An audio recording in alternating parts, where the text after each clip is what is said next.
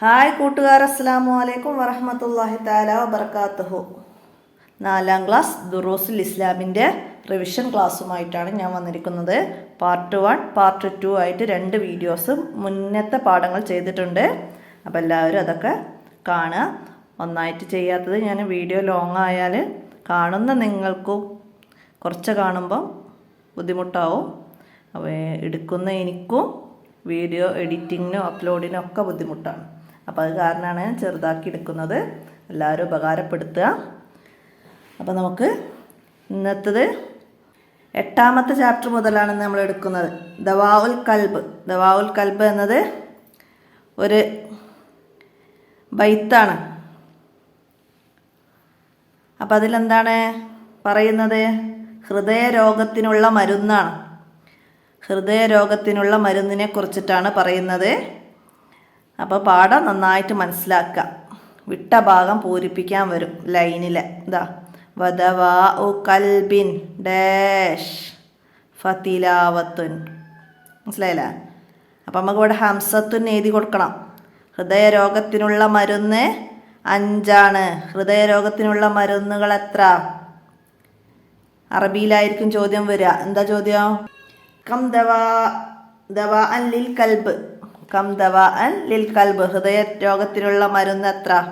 അപ്പം നമുക്ക് ഹംസത്തുൻ 5 എന്ന് എഴുതാൻ കഴിയണം. മാഹിയ ദവാഉൽ കൽബ്. അവ ഏതൊക്കെയാണ്?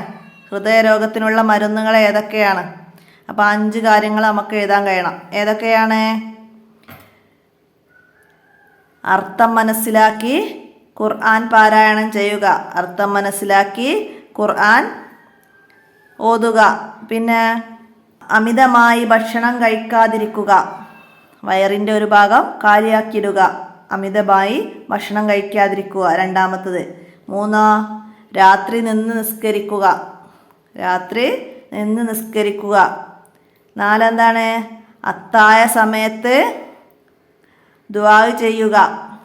അത്തായ സമയത്ത് ദുആ ചെയ്യുക. 5 എന്താണ്?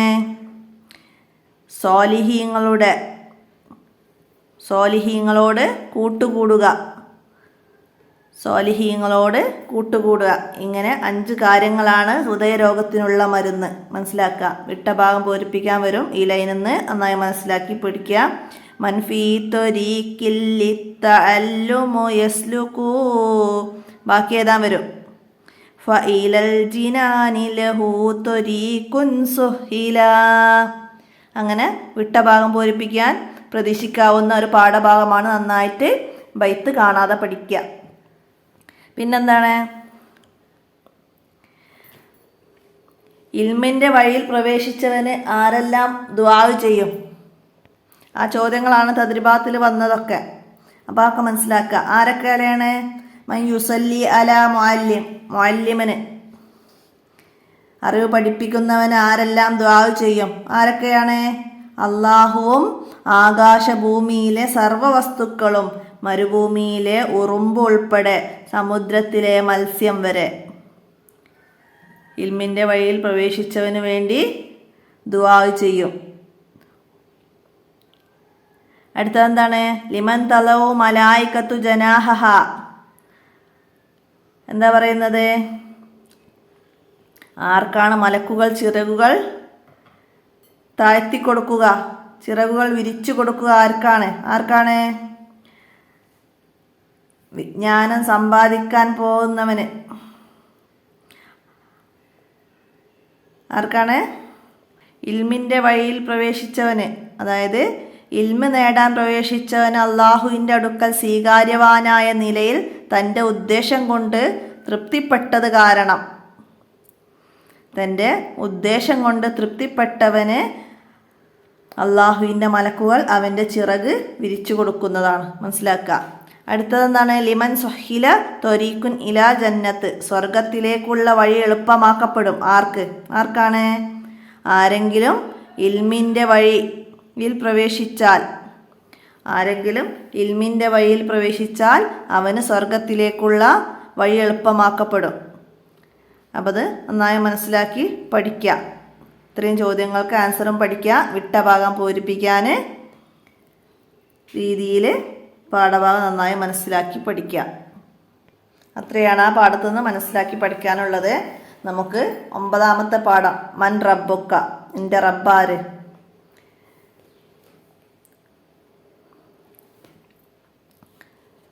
അപ്പം എന്താണ് ഈ പറയുന്നത്? നബി സല്ലല്ലാഹു അലൈഹി വസല്ലമ പറഞ്ഞിട്ടുണ്ട്, ഖബർ ശിക്ഷയിൽ നിന്ന് കാവൽ തേടുക, ഖബർ ശിക്ഷയിൽ നിന്ന് കാവൽ തേടുക. മയ്യിത്ത് മറമാടിയ ശേഷം ജനങ്ങൾ പിരിഞ്ഞുപോയാൽ 2 മലക്കുകൾ വരും. ആരെല്ലാമാണ് ആ 2 മലക്കുകൾ? മുൻകർ നക്കീർ അലൈഹിസ്സലാം. 2 മലക്കുകൾ ഖബറിൽ ചോദ്യം ചെയ്യുന്ന മലക്കുകളുടെ പേര് ചോദിക്കും. ആരാണ്? മുൻകർ നക്കീർ. അവർ ചോദിക്കും. എന്താ ചോദിക്കുക? നിന്റെ റബ്ബാരാണെന്ന് ചോദിക്കും, നിന്റെ ദീൻ ഏതാണെന്ന് ചോദിക്കും, നിങ്ങളിൽ നിയുക്തരായ ഈ മഹൽ വ്യക്തി ആരാണെന്ന് ചോദിക്കും. അപ്പോൾ നമുക്ക് അതിന് മറുപടി പറയാൻ കഴിയണം. സത്യവിശ്വാസികൾക്ക് മാത്രമേ മുൻകർ നക്കീർ അലൈഹി ഇസ്ലാമിൻ്റെ ചോദ്യങ്ങൾക്ക് ഉത്തരം നൽകാൻ കഴിയുകയുള്ളൂ.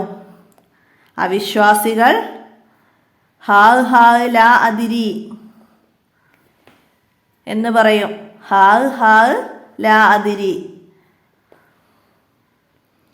അപ്പോൾ സത്യവിശ്വാസികൾക്ക് മാത്രമേ മുൻകർ നക്കീർ അലൈഹി ഇസ്ലാമിൻ്റെ ചോദ്യങ്ങൾക്ക് മറുപടി പറയാൻ കഴിയുള്ളൂ. അപ്പോൾ ഒരു അശരീരികൾക്കും എന്താണ്? എൻ്റെ അടിമ സത്യം പറഞ്ഞു. സത്യവിശ്വാസിക്ക് ഖബറിൽ അവന് സ്വർഗീയ വിരിപ്പ് നൽകും, അവന് വേണ്ടി സ്വർഗവാതിൽ തുറക്കും, അവന് സ്വർഗീയ വസ്ത്രം ധരിപ്പിക്കും, സ്വർഗത്തിലെ ആനന്ദവും സുഗന്ധവും അവൻ്റെ ഖബറിൽ വന്നു ചേരും, കണ്ണെത്താ ദൂരത്തേക്ക് ഖബർ വിശാലമാവും. സത്യവിശ്വാസിയുടെ ഖബറിൻ്റെ അവസ്ഥയാണിത്. മനസ്സിലാക്കി പഠിക്കുക. എന്നാൽ ഒരു അവിശ്വാസിയുടെ ഖബർ എങ്ങനെയാണ്? നരകത്തിൻ്റെ വിരിപ്പ് അവന് നൽകും, നരകവാതിലുകൾ അവന് വേണ്ടി തുറക്കും, നരകത്തിലെ വസ്ത്രം അവനെ ധരിപ്പിക്കും. അപ്പോൾ നരകത്തിലെ കഠിന ചൂടുകാറ്റും അവൻ്റെ ഖബറിൽ വന്നെത്തും, ഖബർ ഇടുങ്ങും. അപ്പോൾ ഖബറിൽ സ്വർഗീയ വസ്ത്രം ധരിപ്പിക്കും. ആരെ? ചോദ്യം വന്നാൽ എന്തെഴുതും? സത്യവിശ്വാസിയെ. ഖബർ ഇടുങ്ങും. ആരുടെ ഖബർ? അവിശ്വാസിയുടെ ഖബർ. അവിശ്വാസിയുടെ ഖബർ ഇടുങ്ങും. അപ്പം അങ്ങനെ മനസ്സിലാക്കുക. നരകവാതിലുകൾ അവന് വേണ്ടി തുറക്കും. ആർക്കാണ്?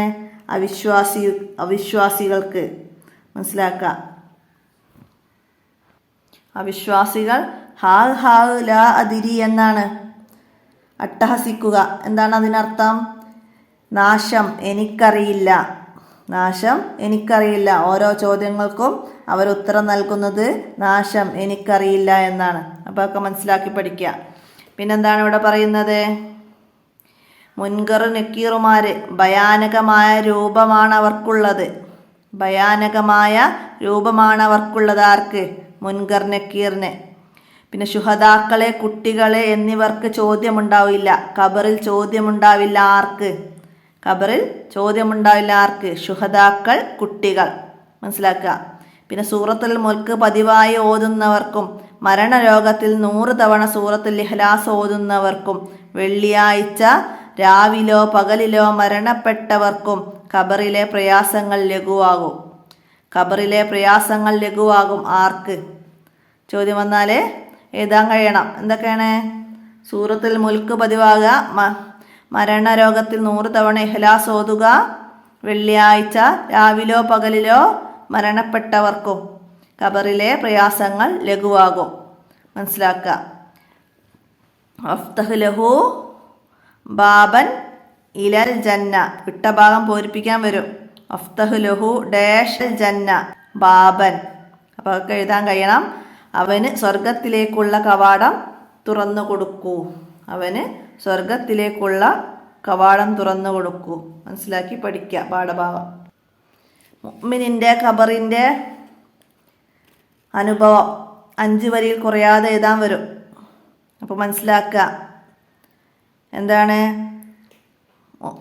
മുഅ്മിനിനോട് നിന്റെ റബ്ബ് ആരാണെന്ന് ചോദിച്ചാൽ മുഅ്മിൻ മറുപടി പറയും, അള്ളാഹു ആണ് എൻ്റെ റബ്ബെന്ന്. അതുപോലെ നിന്റെ ദീൻ ഏതാന്ന് ചോദിച്ചാൽ എൻ്റെ ദീൻ ഇസ്ലാമാണ്. നിങ്ങൾ നിയുക്തരായ മഹൽ വ്യക്തി ആരാണ്? അള്ളാഹുവിൻ്റെ റസൂലായ മുഹമ്മദ് സല്ലല്ലാഹു അലൈഹി വസല്ലമയാണ്. പിന്നെ സ്വർഗത്തിൻ്റെ വാതിൽ തുറക്കപ്പെടും. അതൊക്കെ ആ പാരഗ്രാഫ് മുഴുവനാക്കി ചേർത്ത്, അതുപോലെ നരകത്തിലെ അവിശ്വാസിയുടെ ഖബറിൻ്റെ അനുഭവവും ഇതുപോലെ വന്നാൽ എഴുതാൻ കഴിയണം. 5 വരി കുറയാതെ എഴുതാൻ വന്നാൽ. അതാ അടുത്ത പേജിലുള്ള അവിശ്വാസിയോട് മുൻകർ നക്കീർ ചോദ്യങ്ങൾ ചോദിക്കുമ്പോൾ ഹാ ലാ അദിരി എന്നാണ് അവർ മറുപടി പറയുക. അപ്പോൾ അല്ലാഹു തആല പറയും, എൻ്റെ അടിമ കളവ് പറഞ്ഞു, നരകത്തിലെ വിരിപ്പ് അവന് നൽകും എന്ന് പറഞ്ഞ ആ പാരഗ്രാഫ് മുഴുവനാക്കുക.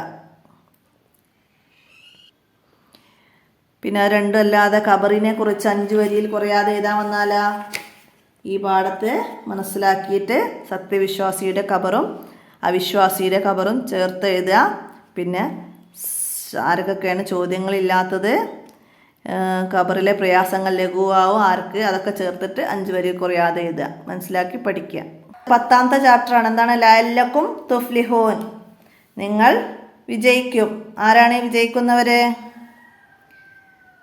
നമുക്ക് പാഠഭാഗം നോക്കാം, മനസ്സിലാക്കാം. ലഅല്ലക്കും തുഫ്ലിഹൂൻ, ഒരു പക്ഷേ നിങ്ങൾ വിജയിക്കും. ആരാണ്? താബിഉകളിൽ പ്രമുഖനായ ഉർവത്ത് ഇബ്നു സുബൈർ റളിയല്ലാഹു അൻഹുവിൻ്റെ കാലിന് പഴുപ്പ് ബാധിച്ചു. പേര് മനസ്സിലാക്കി വെക്കുക. ആരാണ്? ഉർവത്ത് ഇബ്നു സുബൈർ റളിയല്ലാഹു അൻഹു. താബിഉകളിലെ ഒരു പ്രമുഖനാണ്. ആര്? ഉർവത്ത് ഇബ്നു സുബൈർ റളിയല്ലാഹു അൻഹു. ചോദ്യം വന്നാൽ എഴുതാൻ കഴിയുന്ന രീതിയിൽ മനസ്സിലാക്കി പഠിക്കാം. അടുത്തതാ എന്താ ചോദ്യം? നമുക്ക് ഇത് ഇവിടെ തന്നെ പ്രതീക്ഷിക്കാം. എന്താണ്? തൻ്റെ കാല് മുറിക്കാൻ വേണ്ടി ലഹരി പദാർത്ഥം കഴിക്കാൻ കൂട്ടാക്കാതെ ഞാൻ ദിക്റ് ചൊല്ലാം, നിങ്ങൾ കാൽ മുറിച്ചോളൂ എന്ന് പറഞ്ഞതാര്? ചോദ്യം വരാം. അപ്പോഴും ഉർവത്ത് ഇബ്നു സുബൈർ റളിയല്ലാഹു അൻഹു ആണ് ആൻസർ വരിക. ടിക്ക് ചെയ്യാനാണോ, 1 വേർഡ് ക്വസ്റ്റ്യൻ ആണോ, എന്താണ് വരിക നമുക്ക് പറയാൻ പറ്റില്ല. മനസ്സിലാക്കി പഠിക്കാം. അത് നിഷിദ്ധമാണ്. ഏത്? അത് നിഷിദ്ധമാണ്. ഏത്? മദ്യപാനം. മദ്യപാനം നിഷിദ്ധമാണ്. എല്ലാ തിന്മകളുടെയും മാതാവാണത്. ഏത്? ചോദ്യമാണ് ഞാൻ പറയുന്നത്, അപ്പോൾ മനസ്സിലാക്കണം കേട്ടോ. അത് എല്ലാ തിന്മകളുടെയും മാതാവാണ്. ഏത്? മദ്യപാനം. മദ്യപാനം കൊണ്ടുവരുന്ന ദോഷങ്ങൾ എന്തൊക്കെയാണ്? അതിലൂടെ ബുദ്ധി, അഭിമാനം, സമ്പത്ത്, ആരോഗ്യം ഇവയെല്ലാം നഷ്ടപ്പെടും. കുടുംബബന്ധം തകരും. മാരക രോഗങ്ങൾ വരാനും ജീവിതം നഷ്ടപ്പെടാനും അത് കാരണമാകും. മദ്യപാനം കൊണ്ടുള്ള ദോഷങ്ങൾ എന്ത്? അതെല്ലാ തിന്മകളുടെയും മാതാവാണ്, വിവരിക്കുക എന്നൊക്കെ ചോദ്യം വന്നാൽ അത് എഴുതണം. മദ്യപാനം നിഷിദ്ധമാണ്, കാരണം എന്ത്? അതൊക്കെ വന്നാൽ ഇതാണ് എഴുതേണ്ടത്. മനസ്സിലാക്കി പഠിക്കുക. അത് പിശാചിൻ്റെ പാനീയമാണ്. ഏത്? മദ്യം. മദ്യം പിശാചിൻ്റെ പാനീയമാണ്.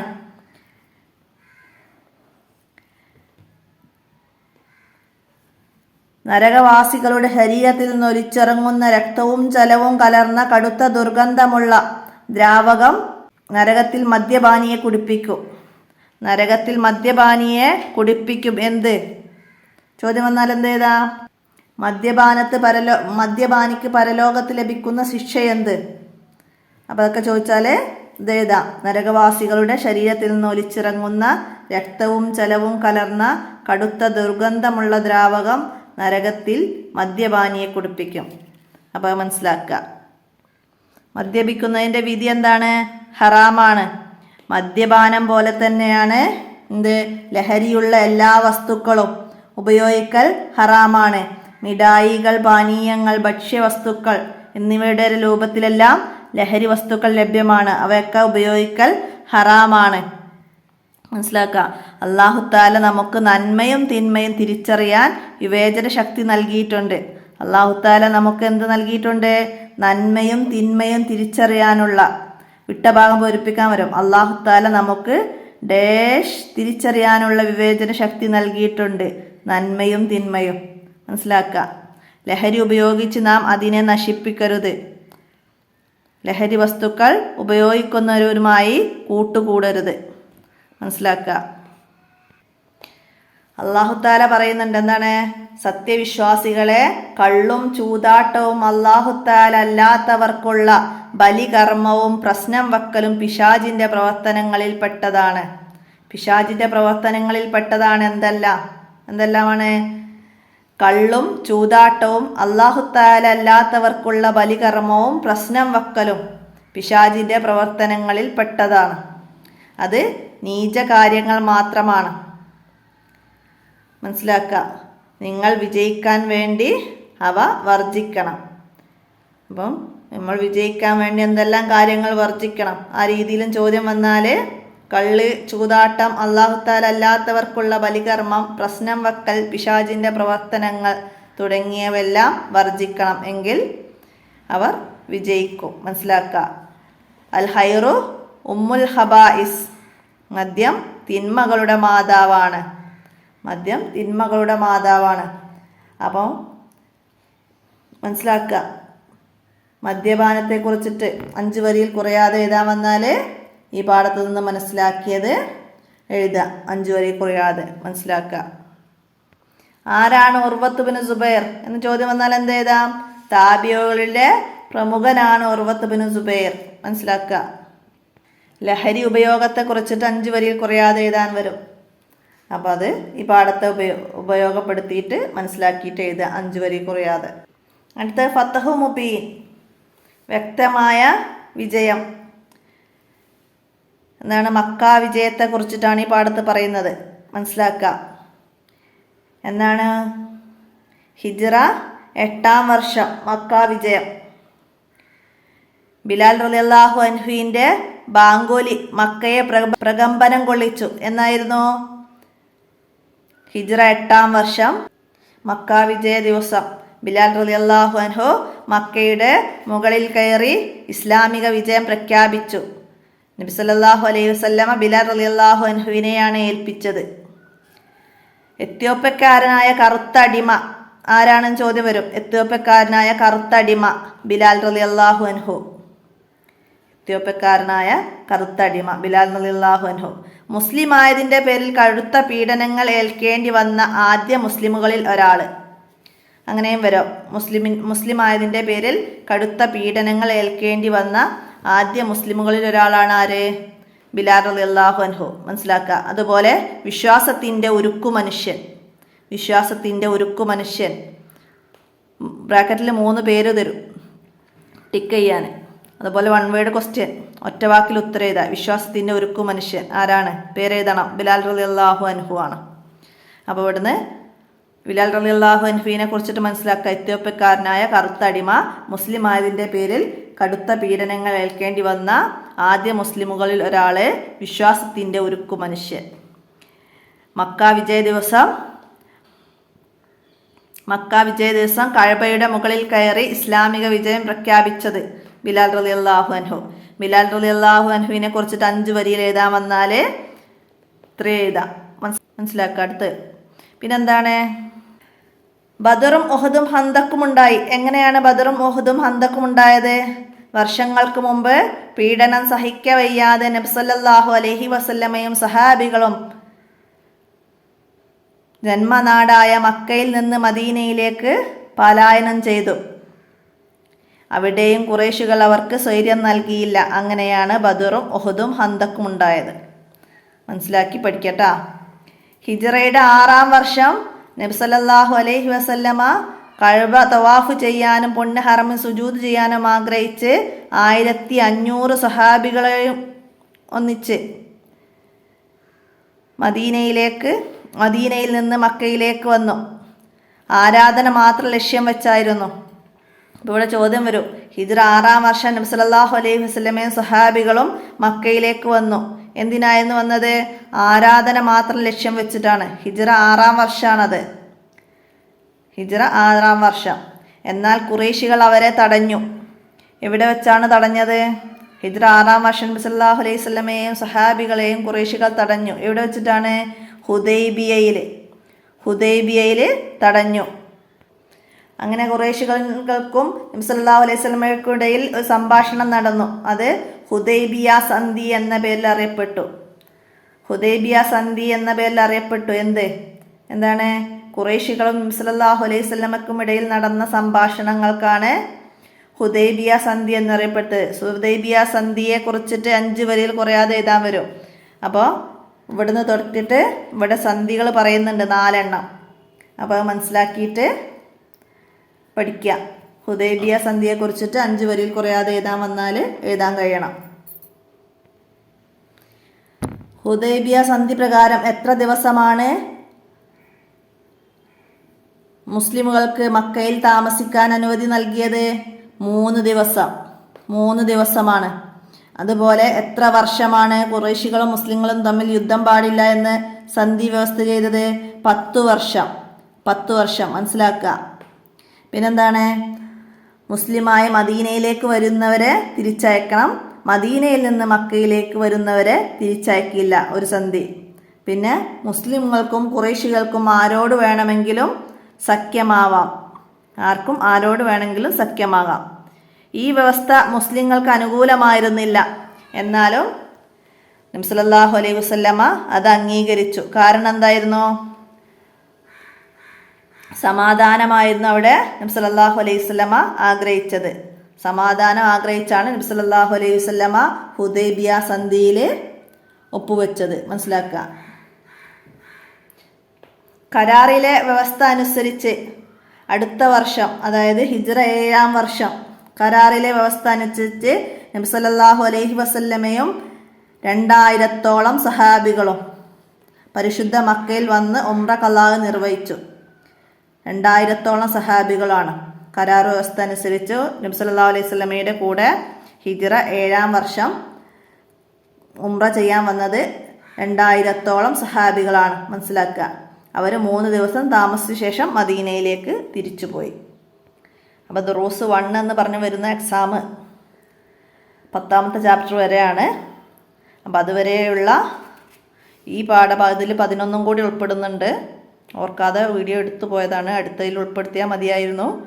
അപ്പോൾ ഏതായാലും ഇത് മുഴുവനാക്കുകയാണ്. എല്ലാവരും ഉപകാരപ്പെടുത്തുക. എന്താ വെച്ചാൽ ഈ വീഡിയോ കണ്ടാൽ നിങ്ങൾക്ക് ഇടയിൽ നിന്ന് വരുന്ന ചോദ്യങ്ങൾ വരെ മനസ്സിലാക്കി പഠിക്കാവുന്നതാണ്. അപ്പോൾ എല്ലാവരും നിങ്ങളെ കൂട്ടുകാർക്കൊക്കെ അത് ഷെയർ ചെയ്ത് കൊടുക്കണം. മനസ്സിലായില്ലേ? അപ്പോൾ നമുക്ക് ബാക്കി നോക്കാം. ഖുറൈശികൾ ഹുദൈബിയ സന്ധിയിലെ വ്യവസ്ഥകൾ പാലിക്കാൻ തയ്യാറായില്ല. അങ്ങനെയാണ് നബി സല്ലല്ലാഹു അലൈഹി വസല്ലമ ഹിജ്റയുടെ 8-ാം വർഷം റമളാനിൽ 10,000 സഹാബികളോടൊത്ത് മക്കയിലേക്ക് പുറപ്പെട്ടത്. ഹുദൈബിയ സന്ധിയിലെ വ്യവസ്ഥകൾ ഖുറൈശികൾ പാലിക്കാൻ തയ്യാറായില്ല. അങ്ങനെ അബൂ സുഫിയാൻ മദീനയിൽ വന്ന് നബി സല്ലല്ലാഹു അലൈഹി വസല്ലമയോട് മാപ്പ് ചോദിച്ചിട്ടുണ്ട്. ഹുദൈബിയ സന്ധിയിലെ വ്യവസ്ഥകൾ ഖുറൈശികൾ പാലിക്കാൻ തയ്യാറാവാതെ അവരിലെ പ്രമുഖർക്ക് ജാള്യതയും ഭയവും ഉണ്ടായിരുന്നു. അങ്ങനെ അബൂ സുഫിയാൻ നബി സല്ലല്ലാഹു അലൈഹി വസല്ലമയുടെ അടുക്കൽ വന്ന് മാപ്പ് ചോദിച്ചു. വഞ്ചകരായ മുശ്രിക്കുകൾക്ക് വഴങ്ങേണ്ടതില്ലെന്ന് നബി സല്ലല്ലാഹു അലൈഹി വസല്ലമ തീരുമാനിച്ചു. ഹിജ്റ 8-ാം വർഷം റമളാനിൽ 10,000 സഹാബികളോടൊത്ത് മക്കയിലേക്ക് പുറപ്പെട്ടു. മക്കയുടെ അടുത്തെത്തിയപ്പോൾ നബി സല്ലല്ലാഹു അലൈഹി വസല്ലമ സൈന്യത്തെ 2-ആയി തിരിച്ചു. ഫതഹ് മക്കയിലെ സൈന്യത്തെ 2-ആയി നബി സല്ലല്ലാഹു അലൈഹി വസല്ലമ തിരിച്ചു. ഒന്നിന്റെ നേതൃത്വം സ്വയം ഏറ്റെടുത്തു. ഒന്നിന്റെ നേതൃത്വം ഖാലിദ് ഇബ്നു വലീദ് റളിയല്ലാഹു അൻഹുവിനെ ഏൽപ്പിച്ചു. അപ്പോൾ ചോദ്യം വരും, ഫതഹ് മക്ക സമയത്ത് ഒരു സംഘത്തിന് നേതൃത്വം നബി സല്ലല്ലാഹു അലൈഹി വസല്ലമയും മറ്റേ സംഘത്തിന് നേതൃത്വം ആരെ ഏൽപ്പിച്ചു? ഖാലിദ് ഇബ്നു വലീദ് റളിയല്ലാഹു അൻഹുവിനെ ഏൽപ്പിച്ചു. ഖാലിദ് ഇബ്നു വലീദ് റളിയല്ലാഹു അൻഹുവിന്റെ സൈന്യം മക്കയിലേക്ക് ഏതിലൂടെയാണ് പ്രവേശിച്ചത്? മക്കയുടെ താഴ്ഭാഗത്തുകൂടെയാണ് പ്രവേശിച്ചത്. നബി സല്ലല്ലാഹു അലൈഹി വസല്ലമയുടേത് മക്കയുടെ മേൽഭാഗത്തുകൂടി. അപ്പോൾ അതൊക്കെ മനസ്സിലാക്കി പഠിക്കുക. അടുത്തത് എന്താണ്? അങ്ങനെ മക്ക പൂർണ്ണമായും മുസ്ലിങ്ങൾക്ക് അധീനതയിലായി എന്ന് ഹിജ്റ 8-ാം വർഷം. മക്ക പൂർണ്ണമായും മുസ്ലിങ്ങൾക്ക് അധീനതയായത് ഹിജ്റ 8-ാം വർഷമാണ്. അങ്ങനെ നബി സല്ലല്ലാഹു അലൈഹി വസല്ലമ താക്കോൽ വാങ്ങി കഅബ തുറന്നു. നബി സല്ലല്ലാഹു അലൈഹി വസല്ലമയും ഏതാനും സഹാബികളും അകത്ത് കയറി. നബി സല്ലല്ലാഹു അലൈഹി വസല്ലമയുടെ നിർദ്ദേശാനുസരണം കഅബയുടെ മുകളിൽ കയറി ബിലാൽ റളിയല്ലാഹു അൻഹു അദാൻ മുഴക്കി ഇസ്ലാമിക വിജയം പ്രഖ്യാപിക്കുകയും കഅബയും പരിസരവും ശുദ്ധീകരിച്ചു.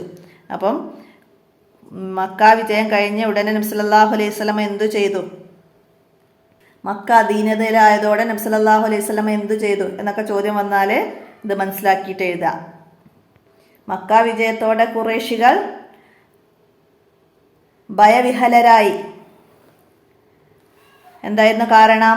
നബി സല്ലല്ലാഹു അലൈഹി വസല്ലമയെയും കൂടെയുള്ളവരെയും ധാരാളം ഉപദ്രവിച്ചിട്ടുണ്ട്.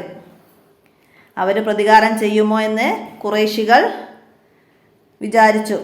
സമാധാനത്തിൻ്റെയും കാരുണ്യത്തിൻ്റെയും പ്രവാചകനായ നബി സല്ലല്ലാഹു അലൈഹി വസല്ലമ കഅബയുടെ വാതിൽപ്പടിയിൽ നിന്ന് ജനങ്ങളെ അഭിസംബോധന ചെയ്തു ഇപ്രകാരം പറഞ്ഞു. എന്താ പറഞ്ഞത്? പഠിക്കുക.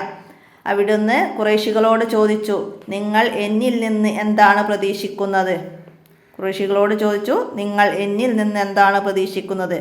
ഖുറൈശികൾ എന്താ പറഞ്ഞത്? താങ്കൾ ഉത്കൃഷ്ട സ്വഭാവിയും ഉദാരനായ പിതാവിൻ്റെ മകനുമാണ്, അങ്ങ് നല്ലതേ ചെയ്യൂ എന്ന് പറഞ്ഞു. അപ്പം നബി സല്ലല്ലാഹു അലൈഹി വസല്ലം എന്താണ് മറുപടി പറഞ്ഞത്?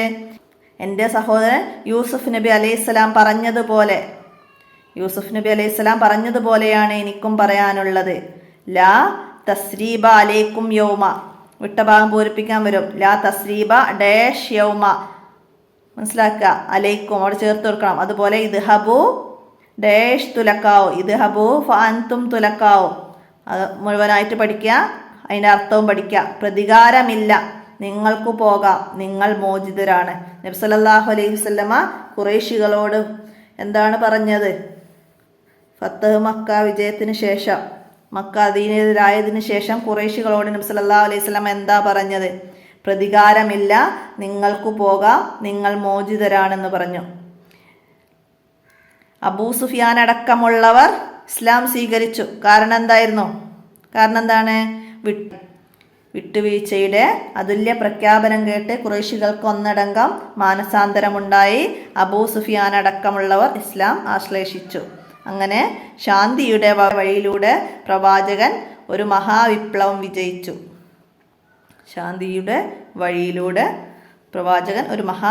വിജയിച്ചു. മനസ്സിലാക്കിയിട്ട് പഠിക്കാം. ജാ ഹക്കു വസഹക്കൽ ബാത്തിലു. സത്യം വന്നു, അസത്യം നശിച്ചു. മനസ്സിലാക്കി പഠിക്കുക. അപ്പോൾ ഇത്രയാണ് ഇന്നത്തെ പാഠഭാഗത്തിൽ. തദ്രിഭാഗത്തൊക്കെ നന്നായി മനസ്സിലാക്കി വെക്കുക. 10ാമത്തെ ചാപ്റ്റർ വരെ നന്നായി പഠിക്കുക. പിന്നെ 11 മുതൽ ദുറൂസ് 2 എന്ന് പറഞ്ഞ എക്സാമാണ്. അപ്പോൾ അതിൻ്റെ ബാക്കി പാഠങ്ങളുമായിട്ടുള്ള വീഡിയോ ശേഷം ഞാൻ അപ്ലോഡ് ചെയ്യാം. അപ്പോൾ എല്ലാവരും ഉപകാരപ്പെടുത്തുക. അസ്സലാമു അലൈക്കും വറഹ്മത്തുള്ളാഹി വബറകാതുഹു.